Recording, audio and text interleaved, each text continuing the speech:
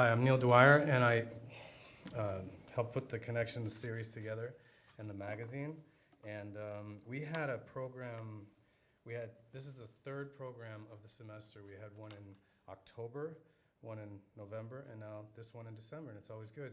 And a good way to wrap up the semester by featuring the works of the students and the faculty and the people from the community. So it's a nice collection this time, as always, and I want to thank everybody for contributing and for coming tonight. But I don't do this by myself. And if you would open up, if you have a copy of the magazine, to just take a notice of our editors on the inside cover, one page in.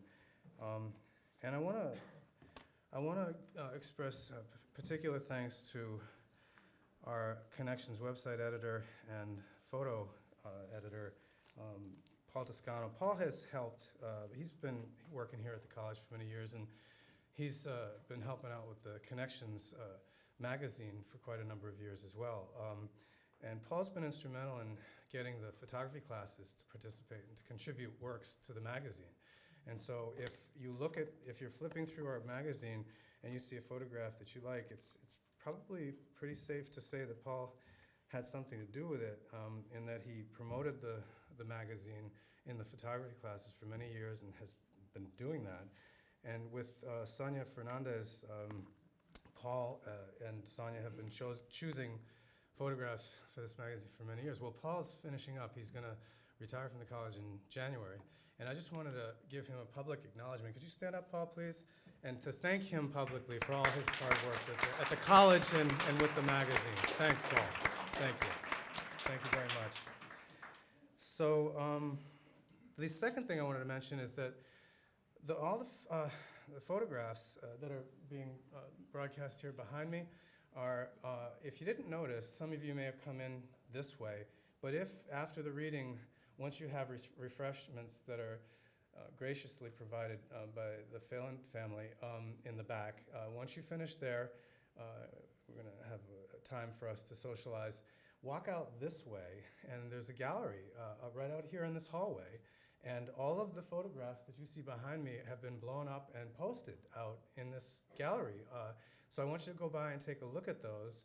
And I want to thank the photographers for allowing us to do this. We're going to be doing this every time now. I mean, this is something that we should have been doing for a long time, but there they are for all the public to see. And I want you to go by and take a look and enjoy. Now, once this exhibit comes down at the end of January, I'm going to be sure to get those prints to each of the photographers so you guys can then put a frame around it and hang it up at home. So thank you for that. The final thing that I want to add, and then I'll get out of the way, is to ask you to turn to the front cover, back of the cover of the magazine. So John Lammerman, he was a great friend and a very special teacher. He taught at the college for many years, and he sadly passed away this fall. But someone asked me about him when he did pass away, and you can read the in memoriam for him. What I want to say is that I don't think people often consider what being a good teacher really means. I mean, I think a lot of people think it's just transferring information to someone, but it's not. John was a good teacher because he wasn't so concerned with just transferring information as he was with trying to inspire a student to love learning itself. And I don't think a lot of that goes on anymore with the teaching to the test stuff and the standardized everything.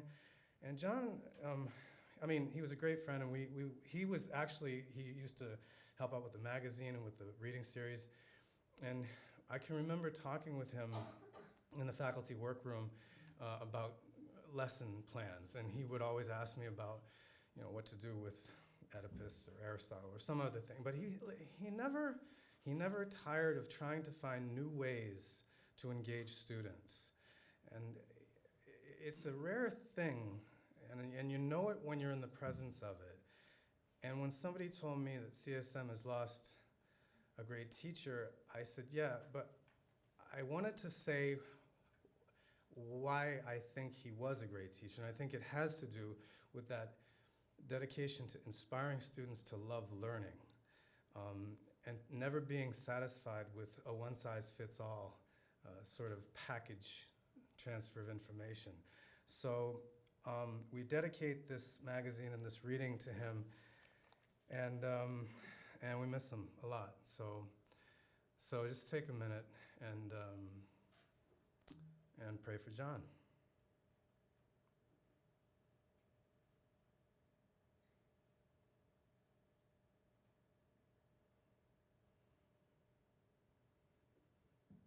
Okay, thanks. So all I have to say after that is thank you for coming this evening and for continuing to support this effort we make at the college to encourage people from the community to not only write poems and stories and take photographs, but to contribute to this community event, which we have in December and in May of each year. Thank you very much for coming out and support. Thank you for the contributions. And we're going to work from this card that I took roll with. If you don't have one, you can raise your hand. I'll come by and give you one. The readers especially need a card to know which order they come in. So otherwise it's a free-for-all. So thanks again for coming, and just sit back and enjoy. We're going to start with Patrick Allen. Well, this is a mercifully short poem. My discussion of it will probably take longer than the poem itself, but what the heck. This is one of those things that occurred to me. I had some people, I was overhearing a conversation, and some people said, well, let's just agree to disagree. And people use that statement as if it solves something, or I'm not sure what they think they mean. But the idea that we can agree to disagree, and that's the end of it, it struck me that that's really the beginning of it. And so as I tried to think about how to write this, like, agree to disagree, I came up with this haiku poem to try and put it into the feel for it. And then it occurred to me that this is actually the parable of the blind men. And now I'm gonna say this as an old gray man. I asked one of my classes, you know the parable of the blind men? No, I don't. And so, just in case, the notion that the blind men, each one of them has a different part of the elephant. One has a leg and thinks it's a tree. One has the sides and thinks it's a wall. One has a tail, thinks it's a rope. And so, in their discussion of what an elephant is, clearly the idea is that if we put those pieces together, we'll have a much better understanding of what elephants are. And so this poem tries that. Let us not agree to disagree together. We know elephants.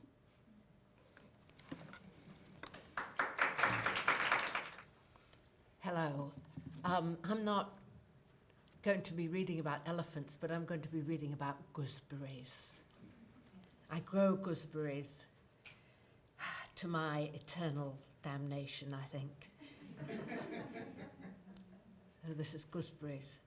Endless rain on the garden, heavy with hard fruit nagging to be plucked, the bushes flourish. I pull at handfuls of little balls till their obstinate stems yield to the tension and snap. Long thorns scratch my skin like claws of an angry cat, leaving red welts, then tracks of scabs down my arms. The damn things clang into the metal bowls. 15 pounds of gooseberries, each with its dried tuft of flour I must remove between thumb and rapidly callousing forefinger. Where's the time for this? When I open the fridge, it's packed with bowls, each with an accusing chorus clamorously calling, "Make us jam or pie." I was thinking the other day as I was planning to come down here, just how long have I been at this growing with Connections literary magazine and growing with my writing. So I went back to my shelf and I pulled out my oldest copy, 22 years we've been doing this thing. You don't look like you're 22 years older, and I hope to God I don't. But it was, Connections was the very first literary magazine to publish any of my work. So I thank them for that. And so I'm loyal to them for that. The piece that they have graciously accepted for this issue is called Rings.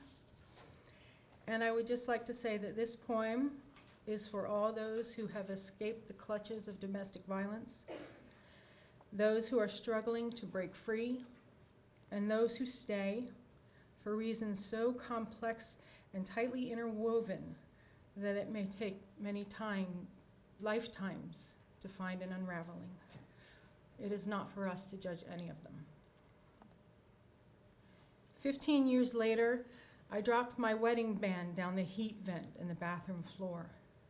It slipped like a coiled snake from my still shrinking finger. I was not sad or desperate, only afraid of your screams and fists, the sparse blades of my hair tugging back against the cage of your fingers. You said you could retrieve it. You have said many things, succulent and sharp, brought many gifts, a bouquet of terror, and the razor's edge of roses. The promise of a supernova reined in by a circle of metal. Not a big loss, just brass blessed in holy rosemary water, 10 days after they were shipped to us from Finger Hut to our apartment before our house in the hood. Thank you.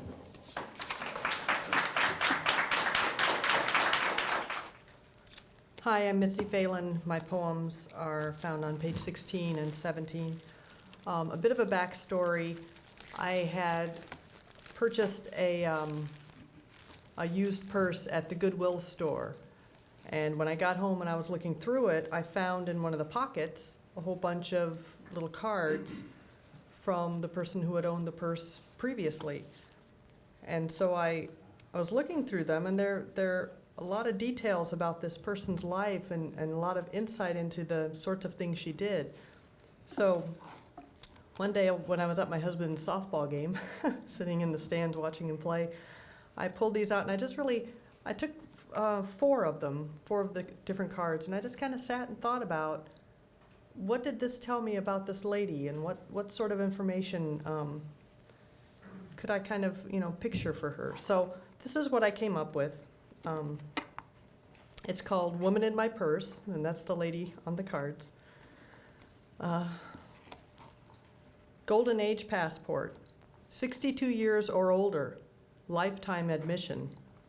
For national parks, mountains, forest, or seashore, what did Mabel see? Hike, bike, camp, or swim, or see the park from the car, sea to shining sea. Colonial Beach voter registration card, Westmoreland County. Precinct 4-1, Oak Grove Fire Station site. Mabel went to vote. Issued in '02, polls open at 6 a.m. You must show this card. Type O positive, Fairfax Association blood donor program. A card full of hope. Donate again and again, 7 blanks to fill. 1 donation made. Next date to donate, March 4th. Where was Mabel then? Perhaps Mabel died, her things boxed up for Goodwill. Was that Mabel's end? Who packed up her things? Daughter? Grandchild? Caregiver? Did they treasure her? Shopping at Goodwill. Purses are $2.50 each. Plus Mabel, no charge. Thank you. It had been a long winter. I was pretending to find the light in something that I knew in my heart I didn't want anymore or ever again. A frosty summer had been spent half-heartedly, wasted away with the promises of something that could never be delivered. Happiness, exuberance, and exhilaration. Year after year, I waited for that feeling of light to appear through the body in front of me, expecting it to come straight from a heart that couldn't manage even a tiny beam. The days grew shorter, the darkness loomed stronger, and I was impatient for a change. I cringed with every frigid touch of a hand, jerked my body away from the harsh latch of an arm. It wasn't what I had envisioned for myself when I was young and innocent. From the time I began school, I remember sitting in a classroom with light flooding through the windows, constantly watching, wishing to get outside and inhale the fresh air. Everything was simpler and nothing was forced, but with time, my heart had been taken with a cold front, leaving behind something that I didn't recognize. I didn't want to admit when everything turned frigid. Everything that I did felt forced. A forced smile, a forced lie about how happy I was, a forced laugh when I said that everything was fine. Always fine, no matter the listener. As the winter came to me, my skin grew colder, my face grew lifeless, and my heart felt numb. I made it through countless winters that seemed to never end, continuing in a cycle that only left me colder each year. I craved the darkness that came with the cold air, hoping that if it were dark enough, I might be able to hide myself further away from the tiring tasks that had somehow been piled onto me. I tried to face that emptiness I couldn't fill with light, failing and leaving myself only weaker with each attempt. I smiled less. The spring passed by without a second thought, with the arm of winter still tightened harshly around my waist. I laughed far less. The flowers bloomed, the grass turned green, and the days grew longer, but it didn't matter. Every day felt too fast, moving by in a flash while still staying emptily the same with each blink of an eye. I was dizzily unaware of what to do with myself. Everything was contradiction. Every day of warmth left me colder than the last. Each day the sun rose left me darker and more drained. Light was unattainable. I didn't know how to step out of the darkness and into the light without making everything else tumble down around me. I was never one of those people who waited for summer and willed it to come after a long school year. I liked the solitude of winter, the crispness of fall leaves under a heavy pair of boots, breathing in icy air through my nose. It was everything I had grown accustomed to, and everything that had become as comfortable as frost against skin during the morning. The summer never felt like it was mine to enjoy. It was always too fleeting, not enough air coming through the trees during the day, bright enough to blind you if you stared at anything for too long. And then, suddenly, I found myself wishing and hoping for a summer to start, go on forever, and never end all at once. Just a few golden rays of sunlight, dry heat, and the dusk against the sky was enough to change the way things appeared to me. I had stepped forward from the darkness, but I was still unsure of how to proceed without the latch that had been clamped over my heart. There hadn't been anyone that I had met that I could relate to light, or could relate to a brightness that could make the darkest storm seem like a walk in the park. I spent years trying to find it and create it in something that would never be. Then there was you. All I had to do was turn my head slightly to the right, lean forward in my seat, and there you were, already looking, not willing to look away, sunlight directly behind your head and keeping you slightly from view as we watched each other. I can still feel the warmth of late July sun against my skin, the same lack of breath I've always felt from the still air, but something wasn't the same. Not necessarily a spark, but everything took on a new look, a new feeling. Everything was slower, but in a defining way that opened my eyes, more sensory and clear. All at once, everything that had once been impossible for me to notice flooded my senses. The pale old pavement with faded lines that was crumbling and felt like sand at the edges. The heady green smell of the freshly mowed grass in contrast to the smell of sweat and honeysuckle wrapped endlessly around the broken wire fence. A blue sky turning to pink, weightless enough to make you feel like you could reach up and pull down a cloud. I couldn't turn away. There you were. I hated looking into the light, but I still couldn't help myself as I watched you. For the first time, I could understand the appeal of the hottest time of the year. It made my heart beat that little bit harder, breath deeper. It was never something I had experienced with such long winters. Even when I tried to ignore the feeling and look away, I'd look back up and you'd be right back in my line of sight. You didn't disappear like anyone else. Taller than you looked, teeth even whiter than possible, a sheen on your skin as you moved by me. Firm footsteps and a solid cadence that exemplified strength and security. You were blinding. I couldn't help myself but stare, lean forward a little more, ignore the sounds of the world around me. I was enthralled, not only by the vision of you, but by how I felt at the sight of a brightness and radiance I hadn't seen before. There weren't words to describe it accurately, not at the time, But I look at it now, and I see golden fleeting rays of sunshine as summer turns to autumn, and I think you. I think light, I think bright, and I think illumination. I think you. Everywhere I turned that summer, I thoughtlessly turned to see you, hoping for one more fleeting glance of sunlight. Blonde hair turns to golden locks dyed by the sun. Tan skin turns to thoughts of summer. Being outside turns my mind back to July dusk. Summer turned from little more than a season that meant nothing to everything. I look at the calendar and hope for May, June, and July's warmth to come that much faster to bring me back to the light I know is coming. Even in the winter, it's never too far behind for me to be able to just lean forward to meet you, breathe in the heavy air, and wait. You always reappear, big eyes meeting mine, a smirk and a smile that claims arrogance but exemplifies sweetness, and always, no matter what, a brightness that I can't deny that feels like all the light, heat, and balminess of the summer wrapped up in one package and dropped right into the pit of my stomach. It doesn't have the bite of Jack Frost, the crisp air of fall, or the blossoming flower of spring. It has the refreshing feeling of a sweating glass of lemonade on a porch rocker, the dreamy thoughtlessness lying in a pool full of cold water, and the sticky, sizzling feeling of the heat as it infiltrates through your clothes and onto your skin. It's summer, it's you. That day, it was too hot for a car engine to take the slow drive around the high school. That day, it was too hot to keep the windows down without feeling too uncomfortable without the comfort of air conditioning. That day, I learned the captivating, all-encompassing power that summer and light can bring you if you let it look you straight in the face and let out a nervous, heartfelt, apprehensive smile. I'd always thought that 4 months of heat that felt hotter than hell itself was a waste of time to laze around and let envelop your thoughts until you couldn't think. Then I realized that the light was a source of new beginnings and new hope for what I had always hoped and prayed to have. And then I realized that the light wasn't just an illusion of the summer sun and the feeling of the changing seasons bringing new beginnings in the fall. The light that I had never found in anyone else and had never felt the true effects of in the heat was you. I just had to wait for the summer sun to begin to set and bathe the world in golden brightness and see you there. It was you, always you. Good evening. These two poems that were accepted here are poems that I have written about my experience with children. Having children was a transforming event for me. And since I have always liked to play as a child, I was always into games and that. Having children just meant having a lot of people to play with. And in the second poem, I have lost my playmates when they moved out, and there is a loss there. Explains. My sons say it explains a lot of what they consider my strange behavior when they hear of the accident I suffered as a 5-year-old child when I was hit by a flatbed truck after getting off of a school bus and was flung to the side of the road as if a rag doll, landing on my head in the gravel and knocked unconscious. They could be right, I suppose, as I dance wildly to music, both real and imagined.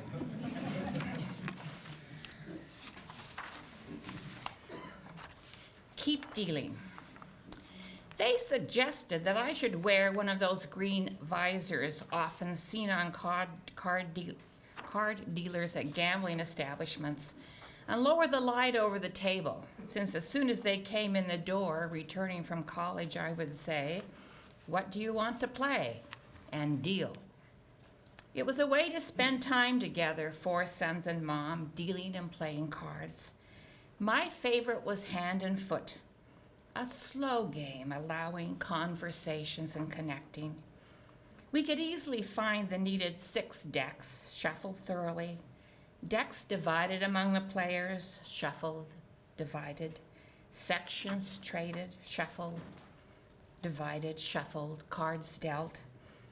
My sons were often reluctant to spend the 2 hours, as only home for a few days, but I bribed them by agreeing to wash all of the dinner dishes during the lengthy shuffling, easily finishing before the end of the game. They each left home in his own time, to college, mission, military. I knew that they needed to go, but have mourned that loss. Fewer at home than none. 3 are now married with children. The 5 of us are rarely together and never with 2 hours of uninterrupted time. We no longer play hand and foot.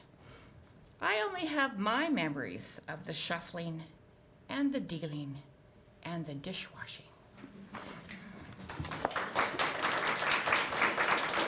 I wrote In the Waiting on page 8 and also Undone. And I'm going to read In the Waiting. I found this quote that it's a Jewish quote, and it says that the thankful man seems to steal God's gifts, and in doing so, he robs himself of their sweetness. And I read that quote a while back, and it stuck with me, and I never kind of thought about the idea of stealing anything, but stealing from God just by not being grateful for the things that I already have. And that half of the joy that we have in life is just acknowledging the sweetness of the things that we do already have and those gifts. So this poem was written in response to that, because it just seems like things go so fast and friends don't have time to meet together anymore, and everything's so busy, and we kind of forsake the people that are in our own family, just moving and being distracted with all of our different things, and we never really truly engage anywhere. And that kind of breaks my heart, so I needed to write something down about that. In the waiting, so little of our time is spent arriving. And in that moment, when we do finally reach the point of anticipated arrival, planned so long ago in the distant past, we cannot escape the vague sense of discontentment, prodded along by the promises of, if only, we forsake the sunsets and travelers along the way. No time to rest, no time to evaluate, no time to probe the depths of a heart. We eat fast food in fast cars, business suits and brown-bagged liquor handed to us from drive-through windows, bedtime faces illuminated by the incandescent glow of digital mistresses that woo lonely hearts into alternate realities, the world where he is able to find the approval that he longs for. Boom, pow, you saved the galaxy again. What a hero. How strong and brave you are, she whispers, while sons and daughters call out from the next room, needing a hero that can hear their cries. Insatiable, until the far-off day deemed enough, where the salary, degree, and possessions quotas have all been met, when the house remains eternally clean, the laundry pile has ceased to climb out of the hamper, and the socks all find their matches. And then, on that day, we shall rest and acknowledge all of the accumulated possessions and good fortunes that our labor has provided, as though we were the masters of our own fate, of our own destiny, forgers of fate. The highlight reel and Facebook feed will stroke the ego, while family portraits that line the hallways boast of mutual affection. In memory, the sacrifice of peace will have been for them. The constant connection to digital realities will have been for their convenience. In case of emergency, we say, how rude it would be to deprive the world of our immediate attention. Dinners can wait, conversations put on hold, the bedtime story postponed. Schedules fill and restless hearts empty.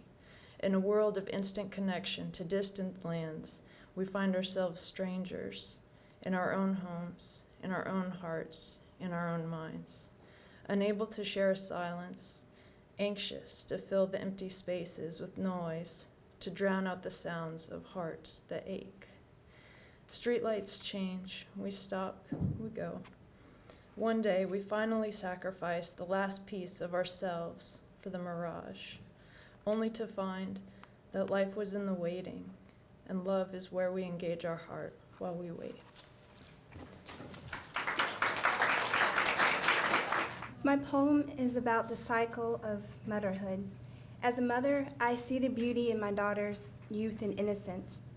I watch her grow, and I have hope that she can choose a path in life that will lead to a bright future. The cycle. Raindrops touch my window pane, creating a rhythmic pattern of soothing splendor, an intersection of clouds and sun. 3 loud sounds from above marks the moment.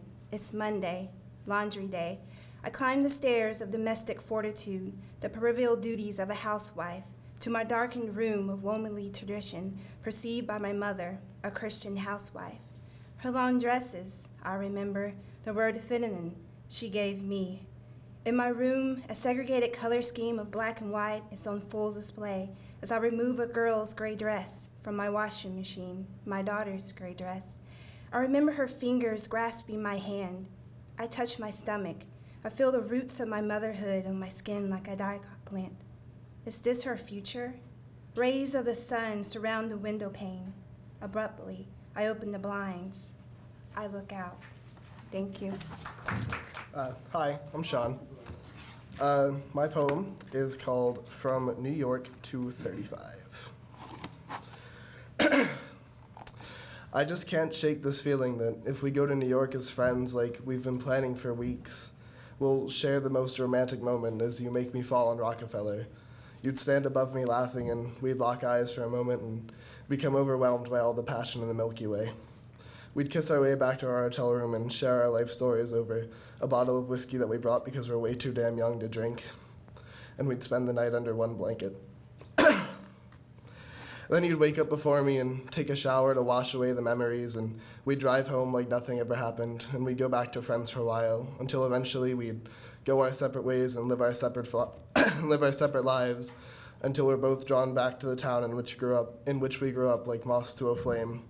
And we'd see each other at the Safeway when we're 35, and we'd smile and wave like we didn't pour our hearts out over that $10 bottle of whiskey in the smallest hotel room in the world, and you would tell your kids to hurry along. Hi. I'm on page 32. Well, since I'm up here, though, I have to say that I'm sharing this reading tonight with a handful of students that I am extremely proud of and very, very lucky to know. So, yay for us.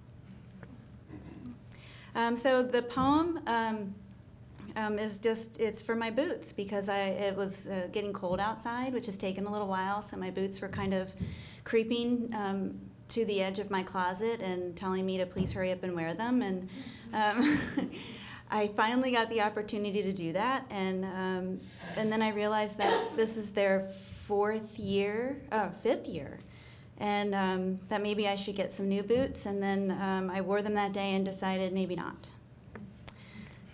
Obliged.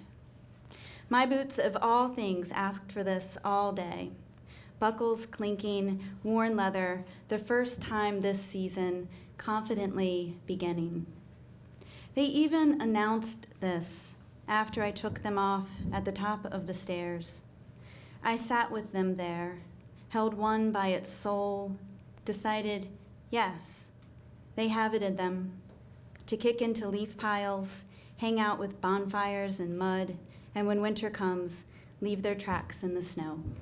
Thank you. Hi, I'm Kate Lassman, and I wrote this poem, Doing Something, about 2 or 3 years ago, but I do think that it still applies today because there's still very much the same kinds of darknesses in the news. But I am probably always will be a believer in lighting one little candle, and a believer that anyone and everyone, all of us, can help dissipate those darknesses by doing something. So this is Doing Something. I don't like to read the news anymore. A cloud of cruelty and greed, indifference and fear seems to settle more darkly over the world. The chasm of needs of every kind is beyond ever being filled. But to ignore the darkness is to condone the darkness, and to despair at the darkness is to contribute to the darkness. I cannot end world hunger or war. I cannot prevent school massacres. I cannot cleanse the poisons from the wild. But I can donate that extra can of hominy. I can recycle my coffee cup lids. I can feed the homeless cats who come to the back door. Thank you. I'm going to start with the prospect. I wrote this one in October. I'm actually a patient currently at an eating disorder treatment center. I have the day pass to be here. And when I wrote this, I was inpatient. I'm now in the partial program where I get to go home at night. And this poem is basically watching my favorite season pass by while I was inside and couldn't really enjoy it the way that I would have wanted to. So this is the prospect. I peer through narrow blinds of my psychiatric hospital at the world beyond these white walls. Hallucinations of snow-freckled treetops dance in my September. Mother Earth hoards keepsakes of autumn. Leaves descend clothed in vibrancy. Kamikaze acorns assault unsuspecting patrons below. Leaves cluster in disorderly collections.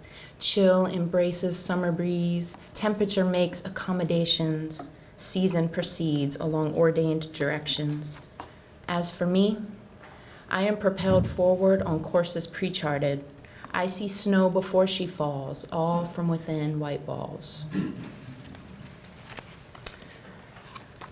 Oh, man. Where's the other one? Does anybody know what page I'm on? Ah, there I am.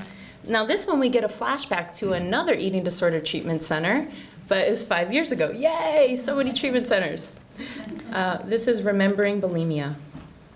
I remember now, in the crayon box, slyly hiding between the crest of my Crayola cardboard box and the waxy bubblegum pink crayon was my desperate attempt at control. Thankfully, the psychiatric tech searching my suitcase for eating disorder paraphernalia didn't think anybody to be crazy enough as to hide their laxatives in a crayon box. Think again, lady. The kind and gentle woman who performed this invasive search of my underwear grew to be a dear confidant, encourager, and dare I say friend during my 3-month stay at Pacific Shores Hospital. But on that day, I hated her. I loathed her. In fact, I hated everyone. The kind, compassionate counselor, psh, what does she know? The inviting intake advisor, a man? I hate men with their insatiable standards and fondling touches. The worrisome, loving aunt, maybe I can convince her to bail me out of this. The daunting, firm nurse. Does she really think she can make me drink that supplement? Ha! Most of all, though, I hated myself. When I arrived to my room, I quickly took inventory of the important stuff. Laxatives, check. Crayon box, genius. Diet pills, all clear, still wrapped in the socks. Razors, confiscated. Oh well, I can always kill myself when I get out of here. Magic toothbrush, 10-4. It only looks like a normal toothbrush. I sighed heavily in relief. All my essentials made it through customs. There was no bulimia drugstore in this place. Either my necessities made it or they didn't. I had counted all the pills several times before I came, ensuring that I had enough to make it by without having so many as to be easily noticed. Granted, I surely didn't plan on staying long, just long enough to please my parents, convince everybody that I'm healed, and get back on with my bulimic business. Come to find out, I was a tad sicker than my distorted body image permitted me to perceive. For the entirety of my 3-month stay, I remained on orthostatic vital signs. For those of you that are treatment illiterate, orthostatics are when nurses take your blood pressure and pulse, lying down, then sitting, and finally standing up. The purpose is to monitor drastic changes in your vital signs between positions. Now imagine the agony, twice a day, every day, for 3 months. Stupid. I must admit, some deluded part of me was quite pleased with my orthostatic record. Only the thinnest of the thin were given this kind of special attention. All the normal people had their blood pressure and pulse taken just like you would at your yearly checkup. But not the anorexics. They had to be closely monitored. You see, for those that are severely underweight, the heart rate can drop to fatal lows when lying down. The nurses had to monitor the signs closely to ensure that nobody died in their sleep. If orthostatic vital signs were critically dangerous, patients were sent to the hospital where they could be monitored 24/7. Now, I never got that bad, but the fact that I was thin enough to earn orthostatic vital treatment boosted my bulimic ego. Skinny points. To top that, the nurses pricked my finger throughout the day to monitor my blood sugars. 30 minutes after waking up, before breakfast, after breakfast, before lunch, after lunch, before dinner, after dinner, and 30 minutes before bed. Again, sympathize with my agony. 8 times a day, every day, 3 months. My fingers became pincushions. Why all the fuss about some blood sugars anyway? I didn't even know what blood sugars were, much less why they needed to watch them so closely. All I knew is I had better be above that special number. Get below that special number and they make you, dun dun dun, eat an unnecessary snack. Lions and tigers and crackers, oh no! Like many of my roommates, I did not appreciate unscheduled snacks. It was enough to ask of me to comply with the ridiculously overproportioned meal plan, much less to surprise me with crackers and peanut butter at the nurse's twisted whim. So when I went to have my fingers pricked, all I cared about was being above that number. God help me if I get too low. It didn't so much matter that I could die, just don't make me eat that awful snack. Needless to say, none of this was clicking for me. Everything seemed overblown, ridiculous, foolish, pointless, stupid, blown out of proportion. The meal plan was too much. The nurses were too concerned. The medicines were too precautious. The therapy was too long. The medical treatment was too serious. I mean, come on, people. What's the big deal anyway? It's not like I'm dying. Now I see. I was dying. And maybe, subconsciously, every bit of me wanted to.